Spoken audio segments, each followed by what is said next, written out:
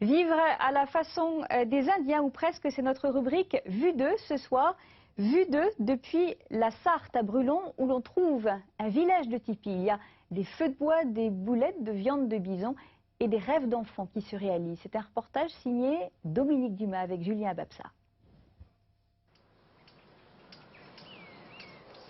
Vivre avec la nature, comme des Amérindiens, c'est le choix de vacanciers.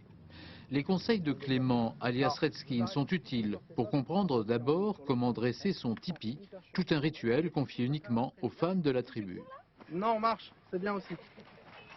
Parmi les touristes, Christelle et Eric, un couple de Tourangeaux qui fêtent leurs 10 ans de mariage. On voulait être en plein air, on voulait découvrir quelque chose. Dans un tipi. Voilà, et puis quelque chose qu'on ne connaissait pas du tout et on est un peu curieux de la vie, donc voilà. Donc on a choisi ce domaine-là. Donc, il va s'installer. Suivez la flèche de Redskin, il faut viser au mieux sa cible dans des positions parfois inconfortables. Le javelot n'est guère plus facile. Quant au tomahawk, cela reste une épreuve qu'Eric a l'air de trouver à sa portée.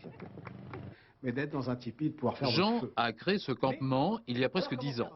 Sans racines amérindiennes, il a le coup de foudre pour ces peuples avec qui il garde des contacts réguliers. Nous avons établi vraiment un pont, alors surtout avec les Indiens, les Amérindiens Crocs, qui sont dans le Montana, et quelques Indiens, Amérindiens du Québec. Mais effectivement, ce sont des voyages, des allers-retours, qui permettent justement d'apporter une crédibilité à ce camp.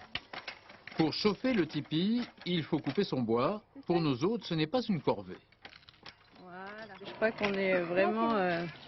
on retombe en enfance, dans ses rêves d'enfant. C'est très agréable. Le repas du soir, cuisine amérindienne garantie, mais recette gardée secrète. C'est très bon, moi j'aime beaucoup le sucré salé. C'est très différent de ce que vous avez l'habitude de manger. Ah oui, oui, j'ai jamais mangé ça. Ce sont des boulettes de bison avec le nom d'une tribu amérindienne.